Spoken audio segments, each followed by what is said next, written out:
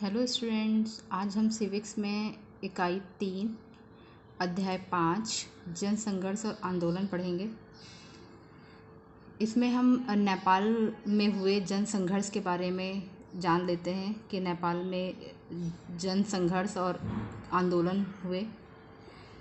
नेपाल, जैसा कि सभी को मालूम होगा कि नेपाल भारत का एक पड़ोसी देश है और इसकी राजधानी काठमांडू है।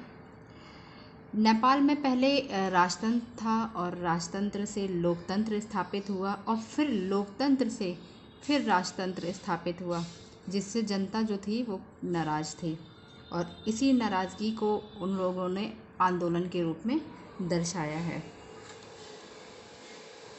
हम देखते हैं कि सत्ताधारी स्वच्छंद नहीं है, अर्थात सत्ता को धारण करने वाला मनमाने ढंग से काम नहीं कर सकता। उसके ऊपर जनता का भी दबाव होता है।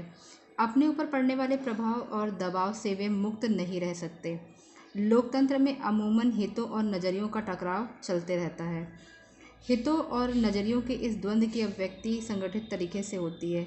जिसके पास सत्ता होती है उन्हें परस्पर विरोधी मांगों और दबावों में संतुलन बैठाना पड़ता है। सत्ताधारी जो होता है उन्हें विरोधी मांगों और दबाव में संतुलन बैठाना पड़ता है। अगर वे संतुलन नहीं बैठाएंगे तो बड़ी हिंसक घटनाएं हो सकती हैं और इसी के कारण जो सत्ताधारी जो होते हैं वो स्वच्छंद नहीं होते हैं। इस अध्याय की शुरुआत में हम जानेंगे कि कैसे परस्पर विरोधी मांगों और दबावों के बीच लोकतंत्र आकार ग्रहण करता है। आम नागरिक विभिन्न तरीकों और संगठनों के सहारे लोकतंत्र में अपनी भूमिका निभाते हैं। आम नागरिक जिनके पास किसी भी प्रकार की कोई राजनीतिक शक्ति नहीं होती है, इसीलिए वे अपनी लोकतंत्र में भूमिका निभाने के लिए विभिन्न संगठनों और विभिन्न तरीकों का सहारा लेते हैं। अध्याय में हम राजनीति को प्रभावित करने के अप्रत्यक्ष तरीके यानी कि दबाव समूह, लोगों का एक ऐसा संगठन जिनका लक्ष्य जो है वो समान होता है, उसके बारे में और आंदोलनों के बारे में हम चर्चा करेंगे।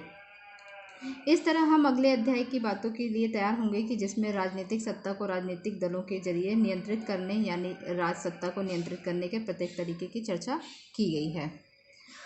सन 2006 के अप्रैल माह में नेपाल में एक जन आंदोलन हुआ जिसका मोटिव क्या था? वो था कि वहाँ के लोग चाहते थे कि लोकतंत्र को पुनः लागू किया जाए।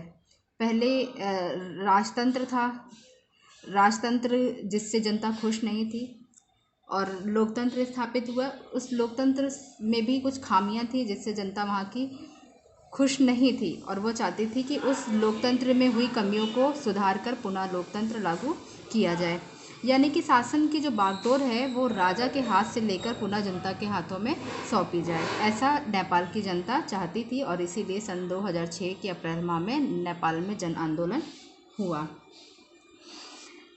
नेपाल सन 1990 में ही लोकतांत्रिक देश बन चुका था। लोकतंत्र स्थापित होने के बाद राजा वीरेंद्र औपचारिक रूप से राज्य का प्रधान बना, अर्थात एक नियम कानून के आधार पर वहाँ का प्रधान राजा वीरेंद्र बना, परंतु वास्तविक सत्ता का प्रयोग जनता के निर्वाचित प्रतिनिधियों के हाथ में था।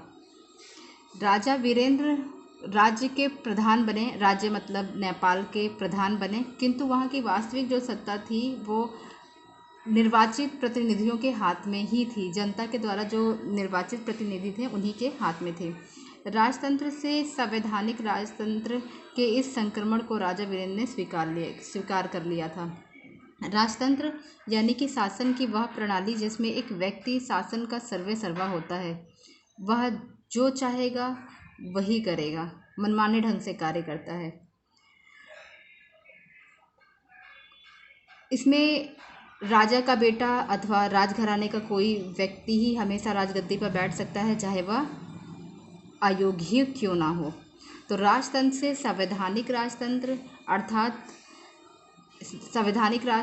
अर्थात एक ऐसी शासन प्रणाली जिसमें सर्वे सर्वा राजा तो होता है, लेकिन उसकी शक्तियां जो होती हैं वो किसी संविधान या कानून द्वारा सीमित होती हैं, यानी वह अपनी मनमानी तौर पर कार्य नहीं कर सकता। इस संक्रमण को राजा वीरेंद्र ने क्या कर लिया था, स्वीकार कर लिया था। लेकिन शाही खानदान के एक रहस्यमय कत्लेआम में राजा वीरेंद्र की हत्या कर दी, और जब हत्या हो गई तो एक राजा की जगह पर दूसरा राजा का आना स्वाभाविक था।